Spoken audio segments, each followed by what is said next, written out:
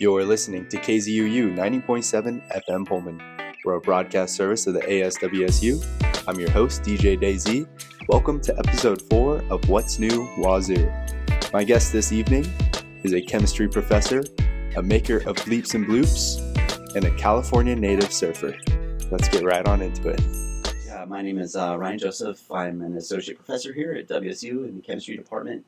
And this is my second year here at WSU. And my pronouns are he and him. Thank you so much. Yeah. All right, Dr. Joseph, I was a student in one of your classes last semester. Oh, really? I know, we were just talking about this. But yeah, so I took Chem 102, which is the Introduction to Organic Chemistry. And I would just like to start off at the bat with, I loved your teaching style. Oh, thanks. I appreciate that. It was incredibly helpful. And so through this conversation, I'd really like to know kind of the story about how you became a professor and how you perfected that teaching style. Yeah, interesting. So let's start a little bit further back. I looked you up on the WSU website, and I saw you got your bachelor's in chemistry. Mm-hmm. Where did you get that? So I went to undergraduate. I got my degree as an undergraduate at the University of California, Davis, in California, which there's a lot of UCs. They call the UCs in general. Probably a lot of people have heard of it, but all over the state. Davis is a unique one of the UCs. It's the last really of the college town UCs, which a lot like Pullman. Davis is kind of isolated from a lot of the other cities in California, which makes it unique. It's rural. It's an agricultural school. Similar to very much like WSU. That's cool. Yeah, focusing. It's a great region for growing, and we had a lot of unique classes there. And the chemistry department is excellent there as well. Mm-hmm. So yeah, that's where I went for my bachelor's. I actually started off at a community college in California called College of Marin. And that's where Marin County? Marin County, yeah. Are you from California? Yeah, I did. I grew up in California. I grew up in the Bay Area, which is San Francisco Bay Area. I did too. Oh, you did? Yeah, I'm from San Jose. And I noticed that. I saw there was something I noticed about was it your email address? No, there's something, or it was your phone. My phone number is 408. Yeah, 408. And I was like, I know that. I was 650. So, okay, right on. Yeah, so I grew up in Mountain View, actually. Oh, very cool. Yeah, I went to Mountain View High School. Nice. I grew up in kind of like border between a place called Los Altos and Mountain View, kind of small towns. Yeah. Very Silicon Valley, though. Yeah, definitely. Yeah. I played both of those towns in Little League Baseball growing up. Oh, great. So that's pretty cool. I had no idea that you were from California. Yeah. So that's awesome. Yeah, so that's kind of where I got my start doing things, because of the way I grew up there. I didn't go to college right after high school. So is that so? Yeah, so we had the the .com thing was happening around there. I'm a Gen Xer, so just to let everyone know out there, I grew up in the 80s. Mm-hmm. When I was in high school, that was 1997, 96. Wow. So that's when the internet was just kind of like emerging out of the darkness. And whoa. And I could only imagine what it was like to be alive at that time. Yeah, it was. It's funny that you say you weren't alive at that time. That's interesting. So yeah, I mean, we I was in high school, and I knew a little bit about computer stuff. So I had an advertisement in the local paper, called the Los Altos Town Crier, and I had a little advertisement to help people. Like, I can come out to your house and fix your computer, get you on the internet. Whoa. That kind of stuff, which was nobody knew how to get on the internet. So you were the guy. Popular, yeah. And a lot of elderly people lived in the area, senior citizens, and people that had been in World War II, the Greatest Generation type. And wow. That I'd go over to their house, and it was wonderful. I loved helping them. They were really helpful. Really nice to be helpful with them. And then one of the local owners of a fairly big techno IT company. Mm-hmm. Actually, they did a lot of translating software into other languages. Called me and said, would you like to come in for an interview? I think you'd be a good fit here. Wow. So yeah, I was in high school, so I got kind of started doing stuff like that, and just kind of stuck in that industry for a while. It was really, and then years later, I found myself living in San Francisco, as an adult, and just traveling around the world doing technology stuff. Oh wow, and that sounds like an awesome. Yeah, it was amazing. It was awesome. It was amazing to be there at that time and seeing all of that happen. And then, I decided at some point during that I wanted more out of what I didn't choose that career. It was almost chosen for me, mm-hmm. and I wanted something else. So I realized I loved the sciences, and I knew that, and I wanted to do something related to that. So I went back to school thinking I was going to go into pharmacy. Actually, I wanted to go and be a pharmacist. Really? Yeah, and I was like, I'll make a lot of money doing pharmacy, and it's a good career. I love molecules and stuff like that. Yeah. So I was like, I'm going to go and do this. So I went to college and started doing chemistry. I was terrified of chemistry going into it. What, really? Yeah. Not terrified. I guess not terrified of the subject, but like terrified I wasn't going to do well at the subject. I was distracted in high school, frankly, with all of what I was doing, right? But I guess you had a lot on your plate. Yeah, I didn't have a lot of time to focus on my schoolwork. So, I'd let academic subjects maybe slide a little bit for that. So then, I went into this class in chemistry. I had the most amazing chemistry teacher. If you're out there, I know he's not listening, but Dr. Dunmeyer in College of Marin, one of the most amazing teachers you could ever imagine. Is just a great teacher. Got me introduced to chemistry. And what was so great about him? It's interesting thinking back. I think he was just extremely clear, calm, and that's all I could say. It was extremely clear and calm and nice all at the same time, and just very straightforward. It was like you couldn't imagine a more clear person to explain a complicated subject. So I think I can speak for a lot of your students that you have become that yourself as a professor. I really appreciate saying that. I do look back. That's a constant, a goal of mine is to reach that pinnacle of the Dr. Dunmeyer level of teaching, and I think him and I probably have very different personalities, and, I wouldn't want to emulate him, but I'm definitely inspired by him, and I think, as long as I bring some of what his clarity was to it, but I think my teaching style is like slightly different. It should be, I hope I bring in some of my own personality, maybe a little bit more than he did.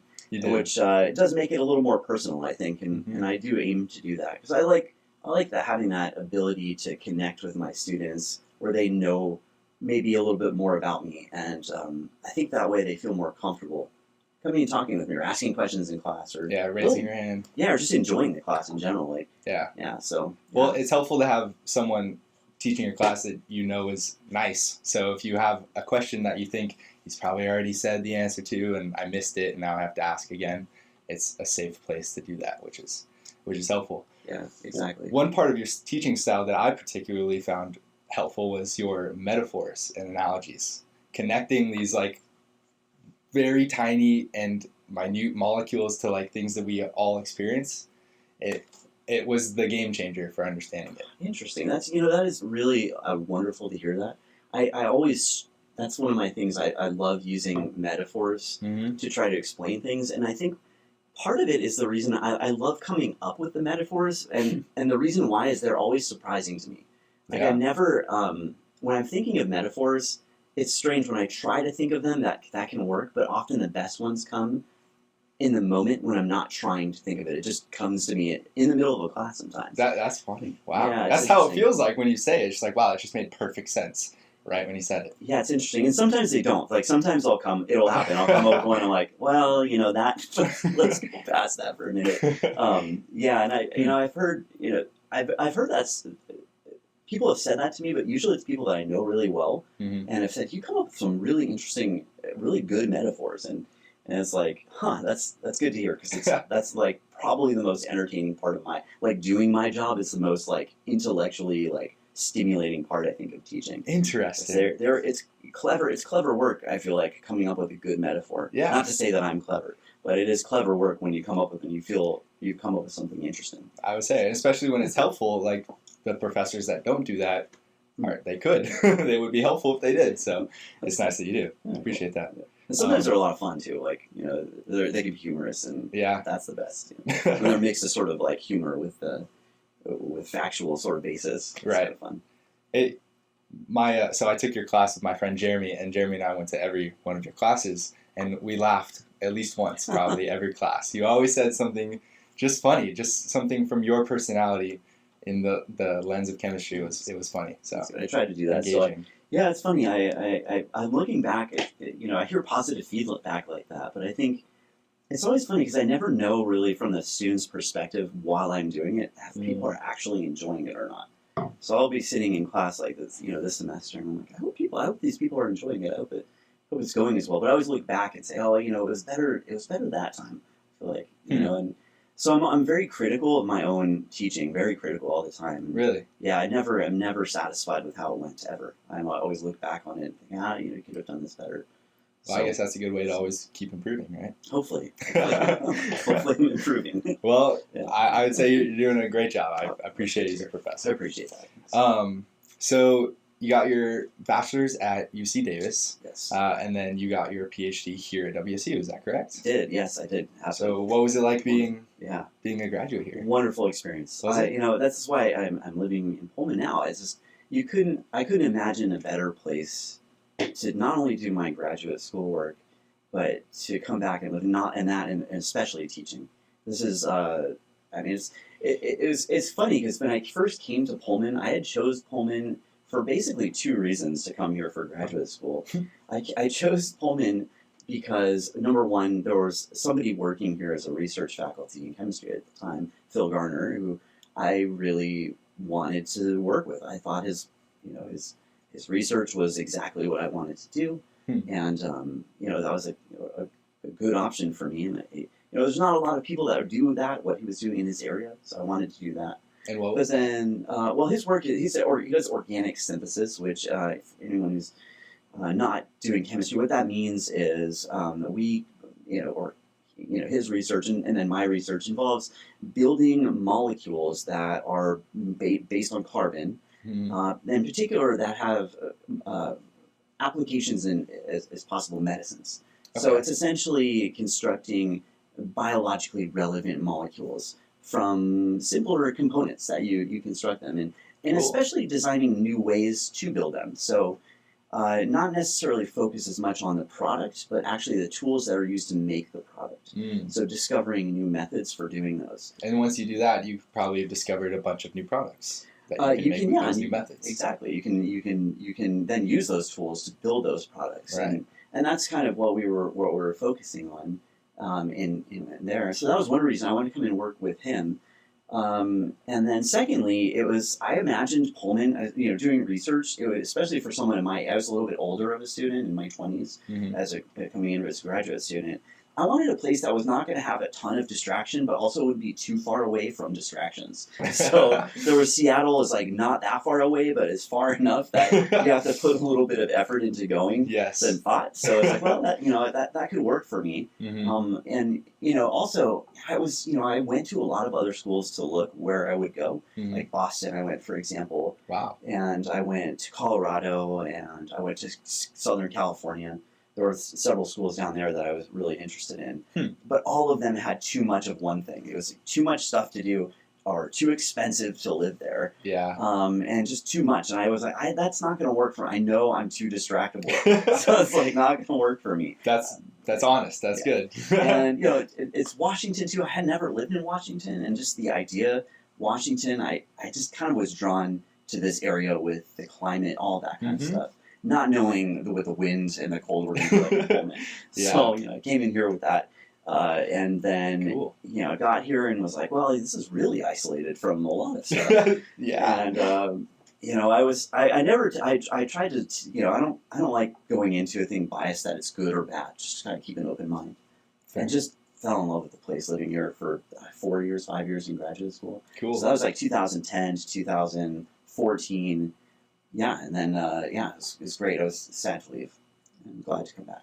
So you left after you got your PhD, yes, right? Yeah. Were you on the WSU website? It said you were a research assistant. Yes. Is that true? So that was when I was actually a graduate student. Okay, that's when you were. So yeah, when you're a graduate student, you're the way that it works is you usually in your first couple of years you're in as a teaching assistant.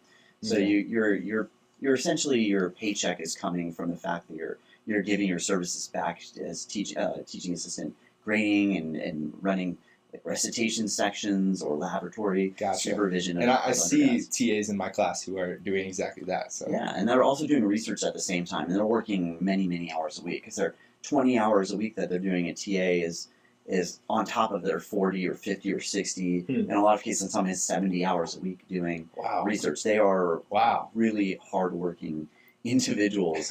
And so every time you see a TA, keep that in mind. This is Will do. They are grinding away. Busy. Late at night, all weekends. They're working. So wow, it's a 6 or 7 day a week job too. Yeah. So we but it's great work. I mean, it's a fantastic time doing that.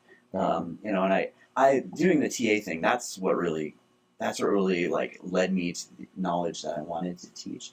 I loved working with students in those sections. So I had the opportunity of being a TA. Starting I think my second year, I got promoted to TA the Chem 348 class, which ironically enough is the main one I'm teaching now. But that was full circle. Full circle. Second semester OChem, which is I don't want to put down any other classes, but it's the best class at WSU, I believe. Really? I would just have my biases. That is an amazing class. Sounds like a hard class too. Am I right? Yeah, and that's part of what makes it great. I mean, it's definitely challenging, but you really become an amazing problem solver through that class. If you really apply yourself to it, you learn how to solve problems in general, not just chemistry problems, but general problems. Just problem solving skills. Yeah, just sharpens your mind towards that. Critical thinking. Very much so, and that's cool. Or analysis skills, and it's a wonderful class. So yeah, I got to TA that class, and just really you get to work with students in that class quite a bit, because you're not supervising a lab, you're supervising a problem solving workshop with 10 or 15 or 20 students.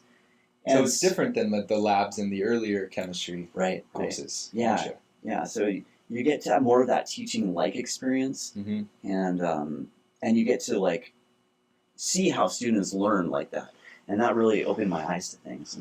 But then after that, a few years of that, I got promoted to being a research assistant or an RA, and that what that is your advisor is now paying you solely. So the department in chemistry isn't paying you, and well, a little bit they are, but they're not paying you really to teach anymore. You're paid to work in the lab. Wow. Which it's great for you're interested in getting a PhD. That's how you finish your PhD.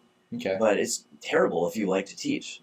And I not gonna do that. Yeah. So now I didn't have to grade or do anything like that, but I didn't get to work with students, and I got really depressed, honestly. Really? Yeah. I was just doing research, and I realized I got really depressed, and it was just all the time doing research. I had to beg my advisor to get me back on the TA. Really? Yeah, which I did. And I convinced him to put me back on the TA so that I wouldn't. Wow. Yeah, I just really, I needed to teach. I needed to be around students. I felt obliged. I was talking with one of my TAs this semester about it. It's a weird thing. It's I feel obligated to teach. It's a strange feeling. Interesting. Yeah. So it's you're destined to do it. Yeah, it's kind of funny. That's cool. So yeah, I did that as an RA, and then I graduated in 2014. So what did you do between graduating and coming back as a professor? Yeah, so actually while I was finishing my PhD, so a college up in Coeur d'Alene called North Idaho College had, I got contacted through someone here in the department, at chemistry department here, that they had an urgent need, because one of their chemistry faculty had to go on medical leave. And they needed someone to come and fill in for them 3 days a week for their organic chemistry class at 8 in the morning in Coeur d'Alene. And I was still doing my TA work here, and I was finishing my PhD research was in full speed. I was doing still 6 days a week kind of stuff. Wow. And so I was able to convince my advisor again to would you mind if I did this 3 days a week? I will be back here afterwards and drive there. Yeah, drove up. I had to leave. It was 4 or 5 in the morning. I would leave. Winter. Oh my gosh. Winter. Wow. And that was a bad winter. We got a lot of snowstorms. Really? Yeah, it was interesting. And so I get up there 7:30, teach a class, and then come back. It was an hour-long class. That's crazy. Yeah, and interesting. So then what happened was they, this person ended up staying out on medical leave. And they couldn't come back. And so they opened up the position, open call for, hiring. Yeah. I, of course, interviewed for it, and then they hired me. Cool. And so I would stay there. I was there at North Idaho College for 7 years as a chemistry faculty. I got tenure after my 4th year, and continued. And then, I was contacted by Dr. Greg Crouch, actually, who is here. Many people have probably taken him for chemistry, and He was kind of my mentor in a lot of ways as far as teaching goes. He was a teacher of organic here, and called me and said, hey, would you come down here? We need someone to teach over the summer.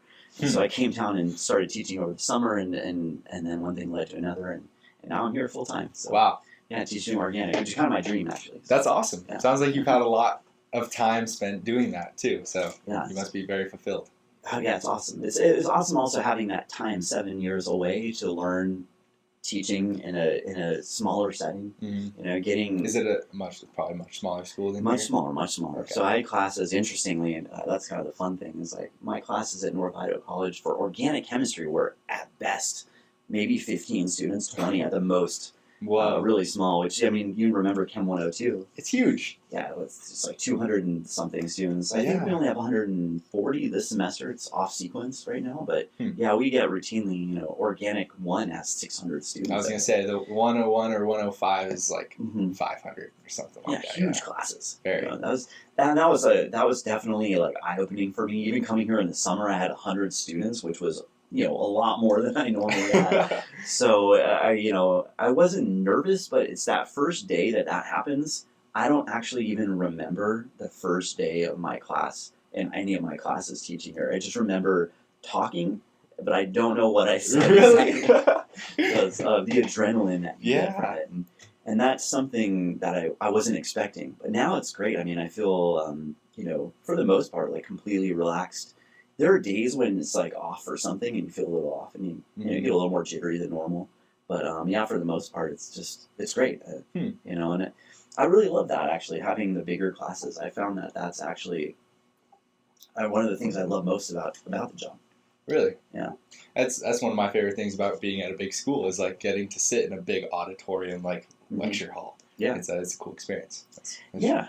I think one of the things I love about it is, in North Idaho College, when we have 10 or 15 or 20 students, there's very limited diversity in the class. So we have all of one type of a group of students that, and they're really good students, but, they haven't, they're not coming from different perspectives. They all have grown up in generally the same area with the same types of backgrounds. Right. And so you get a lot less of that, like, types of questions, types of conversations that like drive the learning community in the classroom forward. Interesting. So I found that is something I really appreciate here, having that. So that's cool. Yeah, it's really nice to have that opportunity. Right on. Well, that's one of the benefits of being at a big school, I guess, right? Lots of diversity. Absolutely. I have just a very specific question for you. Every day, my friend Jeremy and I would watch you come into class, and you would have a yellow thermos, and you would drink from it all class. But you say you don't drink coffee. Yeah. So what do you drink? So boring enough, in that thermos, always water. Just water. Just water. Like we have here with water now. I find myself, I do get parched during lectures. I think it has to do with maybe a little bit of adrenaline. I am sensitive to like stuff like caffeine, actually. So funny story is I used to drink a lot of coffee, and I actually drank a lot of like Red Bulls too, like energy drinks. I was definitely a caffeine addict, and I developed that as a graduate student. That type of schedule. I can imagine. Yeah, and it's strangely enough though, I've started to get really affected by it. So I would get, especially I noticed in the lab, my hands would shake more than normal, and then. And I didn't like that. Also, I get really bad headaches if I stop drinking it. So I didn't like that. So I just stopped drinking caffeine altogether. Fair enough. Switched to water. I do occasionally still, like, we have in the Spark, that Starbucks. Starbucks, yes. I'll get myself, I like this matcha green tea. I'll get those. So they have a lot of caffeine. So I discovered that one day. I hadn't had one before. And I had one right before a lecture. And I was like, wow, this is I can talk really fast. That's awesome. That's awesome. Well, thanks for clarifying, because we always just wondered, we're like, what does he drink? Is it a Red Bull? Is it tea? Is it Gatorade? Mystery. Yeah. I wish it was something more interesting than water. No, I think that's a very fair answer. Should have made something up. Right on. So, all right, we've got to know lots about your schooling and chemistry. Yeah. Do you have any other hobbies outside of teaching and learning chemistry?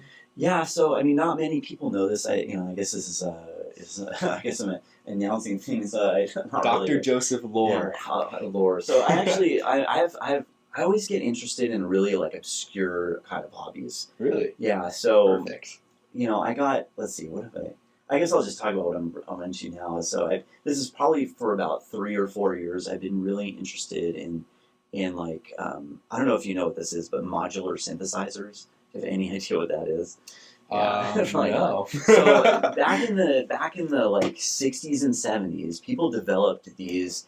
You guys know what the synthesizer for music is, right? Okay, like yes. Keyboard synthesizers. Yes. Yeah. So people also developed these things called modular synthesizers, which you can imagine like you've got this thing like a wall of like things with little plug-in parts and wires going between them with little knobs. Okay. Those are called modular synthesizers. You can look it up. Basically what it is like a regular synthesizer, a music making device, but all the parts that make the sounds and manipulate the sounds and change them, they're all basically like voltage controllers and generators, all that stuff. They're separated out in these little components that they call modulars, little squares that you can interchange and move around. Interesting. And buy different ones or build different ones. Huh. And so that's actually what I'm into, is like modular synthesizers and using them to try to make quote unquote music.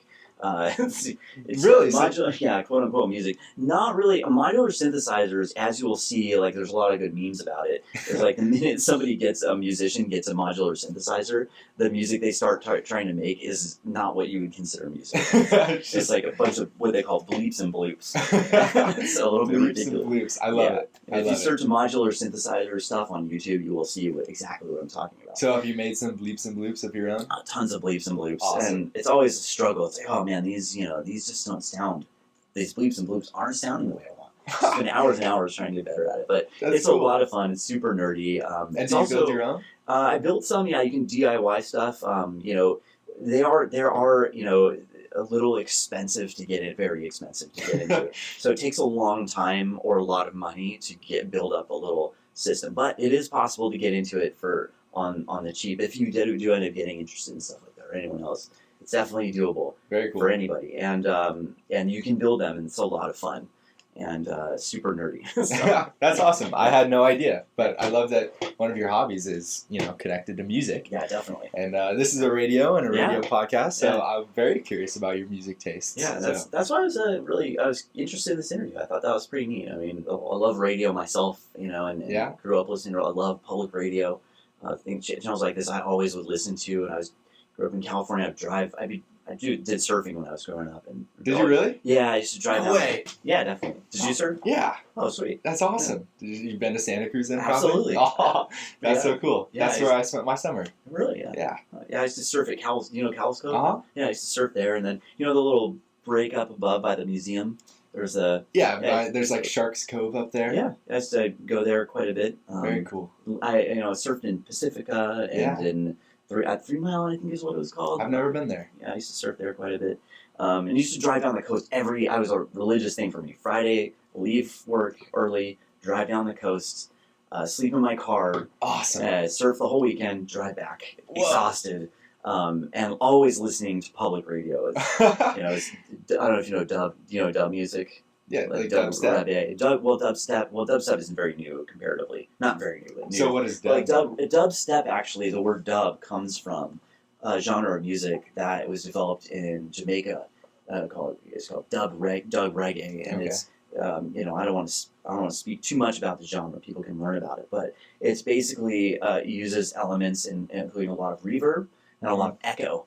And they take other music and they sort of adapt it, write their own, and it just sounds totally amazing. Cool. And I was always on the radio on Friday nights when I was driving down, and I just love dub reggae. Wow, that's awesome. It has that when you listen to something and you're doing something and maybe smell it, all that sensory stuff comes in. Yes. It's like it becomes a part of the experience. And that is very much for me. Whenever I hear dub reggae, it just transports me back there.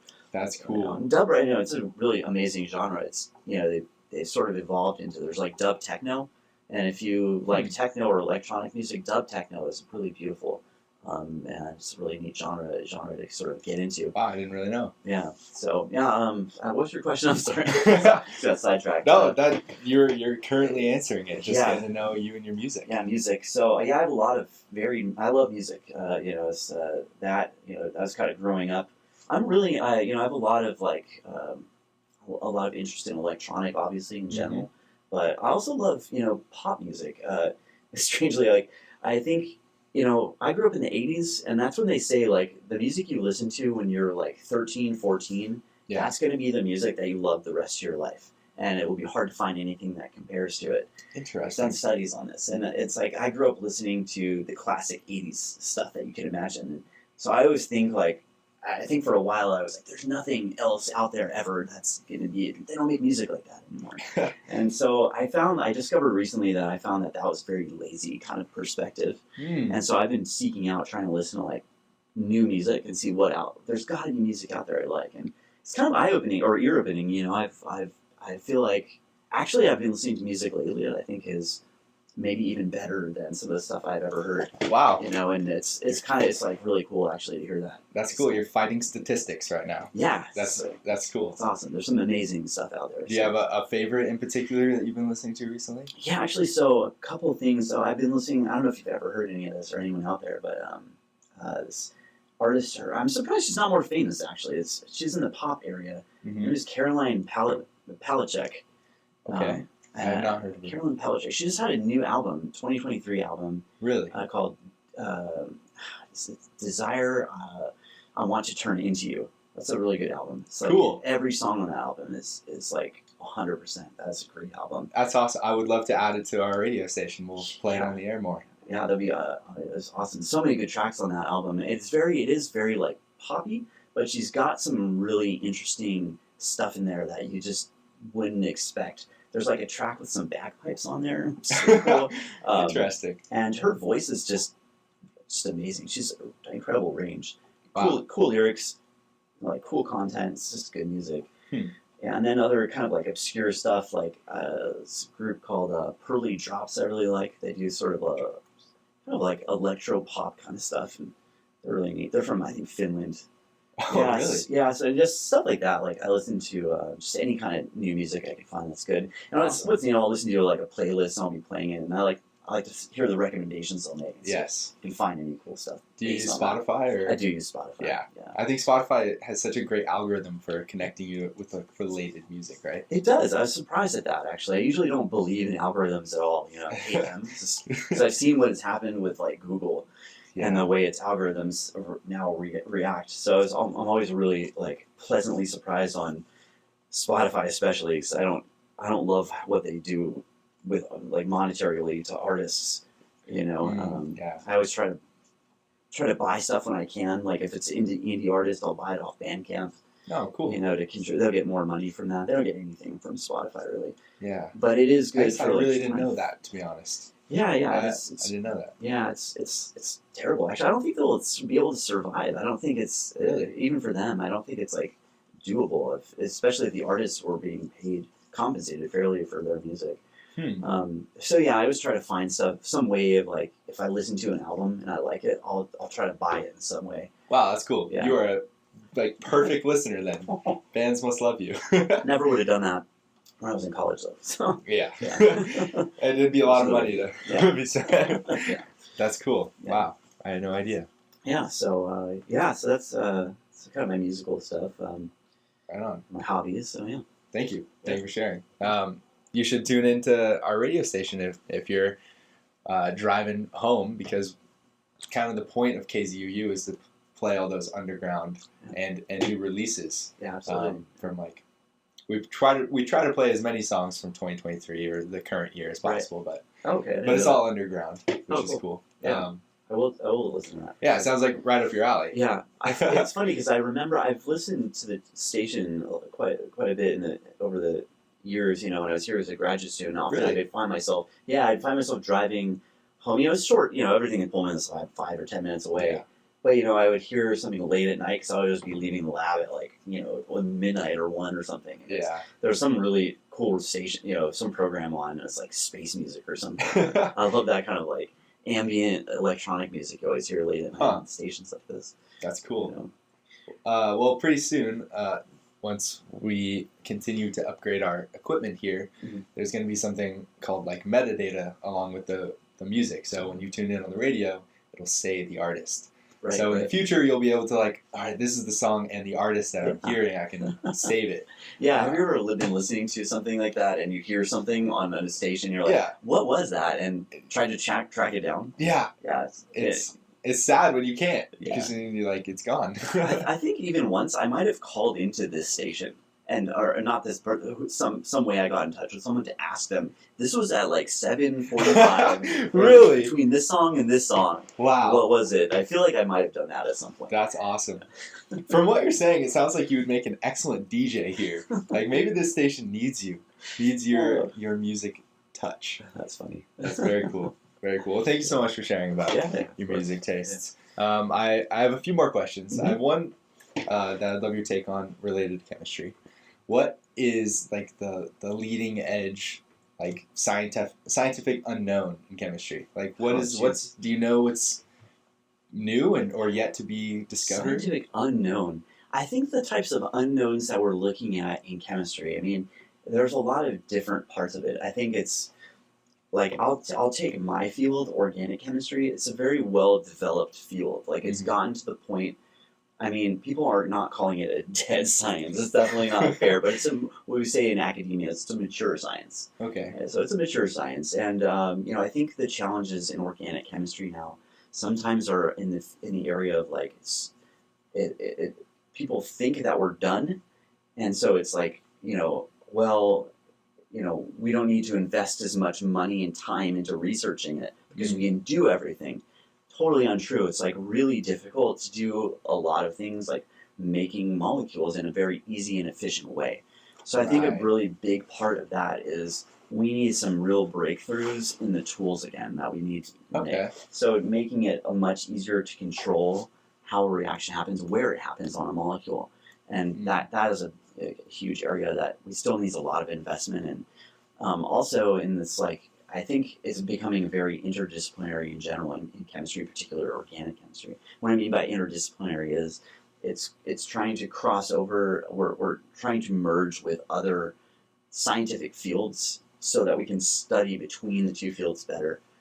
Interdisciplinary between disciplines. Right. So in particularly in biology, we've always had in organic chemistry a close relationship with biology because of the relationship between organic molecules and molecules that are and the things that are happening inside of an organism where human. They form naturally. Yeah. Making medicine is just a really easy example. But that interdisciplinary kind of aspect is really changing things, especially in America in academia. For instance, our organic chemistry department is now called the chemistry of biological systems.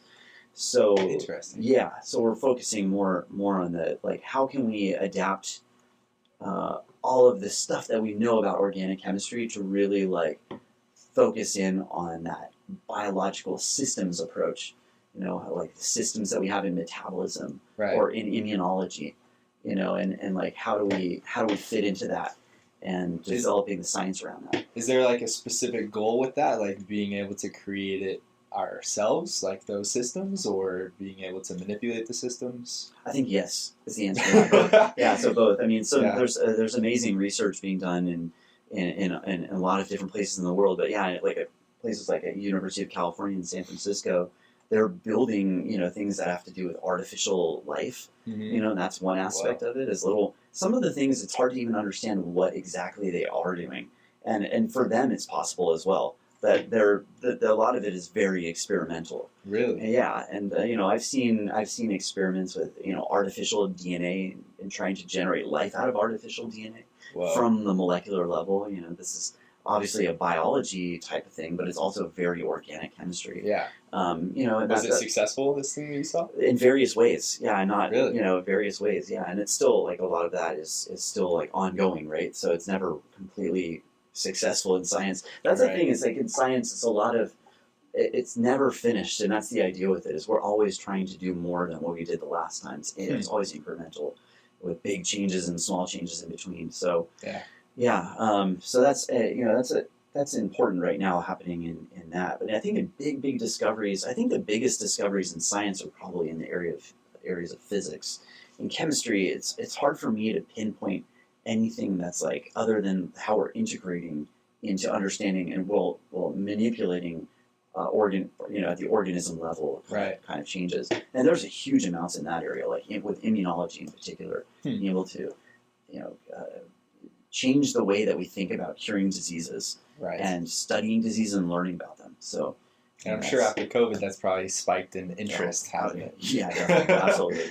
Yeah, and I can tell you it was huge before that. Even like my research and my PhD research which was completed in 2014 was all totally related to immunology, for sure. And that was a huge area, fascinating thing, complicated subject though.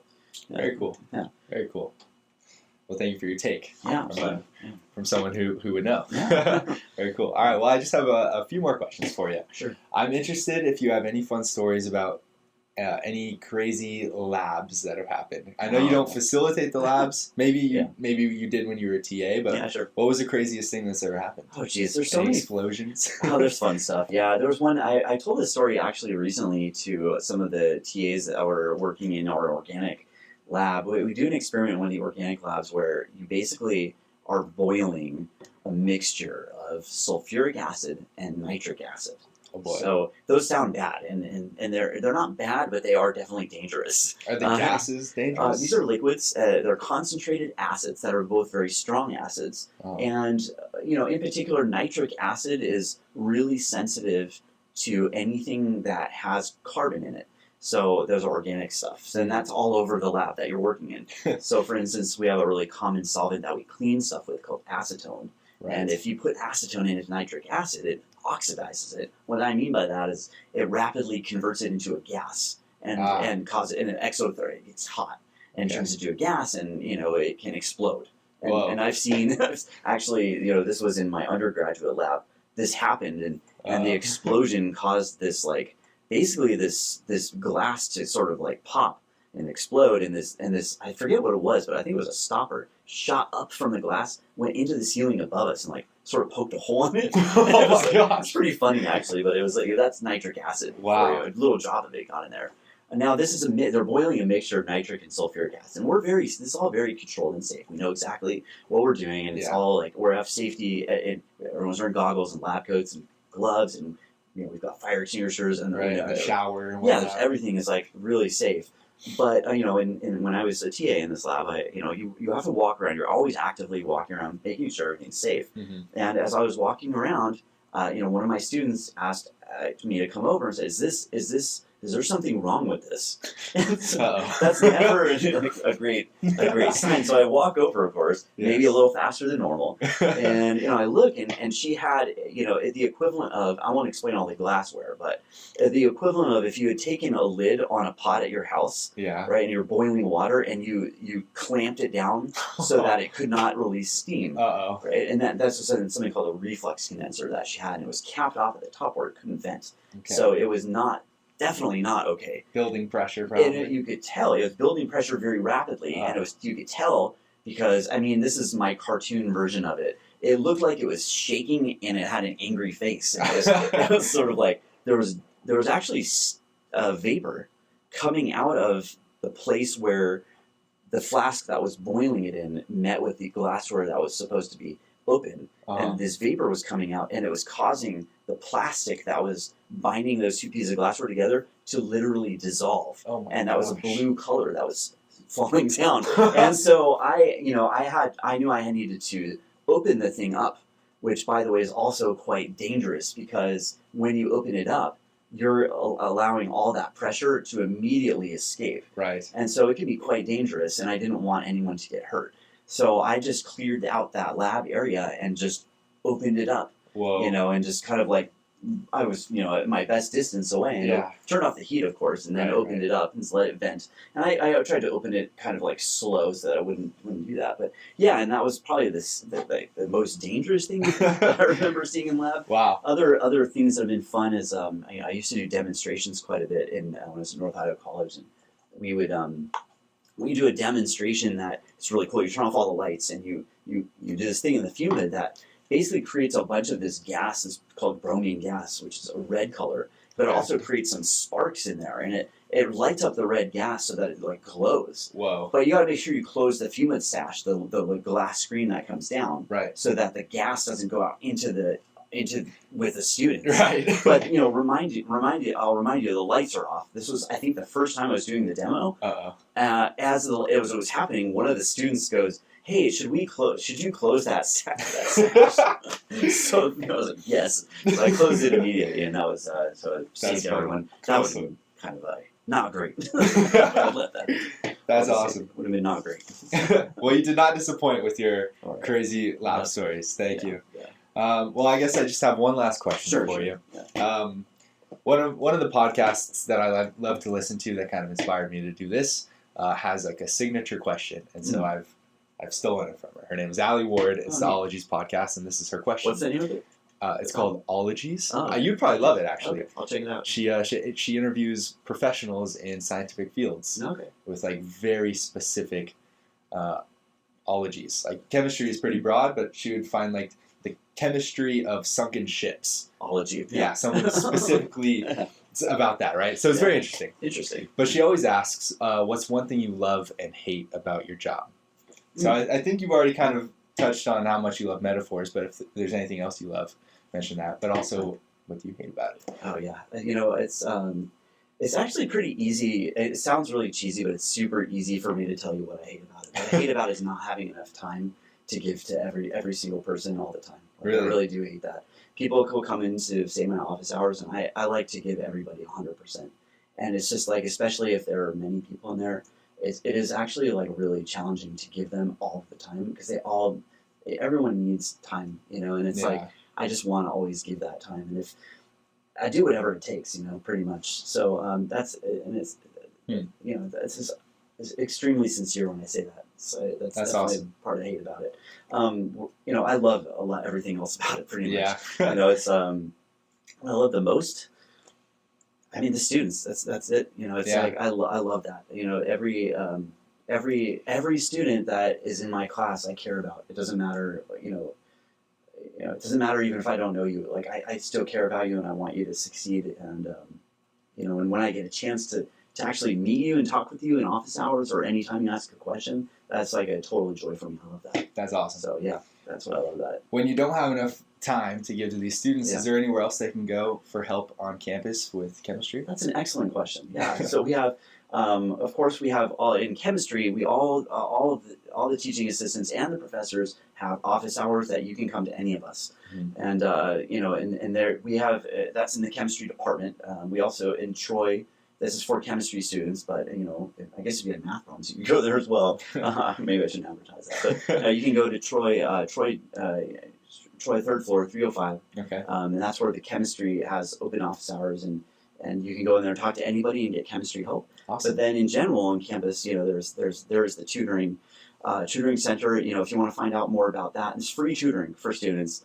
Cool. Actually, I went on there the other day because I was trying to find out when tutoring stuff was happening. They have hours all the time, and actually one of my students, Ethan Johnson, if you're out there, Ethan, thanks for doing this. He took Chem 345 and 348 with me.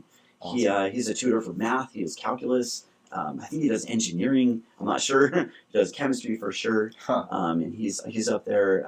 You can schedule appointments. They will have one-on-one with you, free. Good to know. Yeah, they'll have group sessions if you want. There's all kinds of stuff. So if you want to know more about that or anyone, just go on and just search WSU Tutoring, and you'll get to the website. You'll see everything that you need. Right on. Yeah. Thank you so much. Yeah, absolutely. All right, this has been a wonderful conversation. I appreciate your time coming out here. Yeah, thank you. You've been listening to KZUU 90.7 FM Pullman. We're a broadcast service of the ASWSU. I've been your host, DJ DayZ, my guest, Dr. Ryan Joseph. This has been What's New Wazzu, episode 4. Thank you so much for joining me tonight. Hope you guys have a great night, and I'll be back next week. Bye-bye.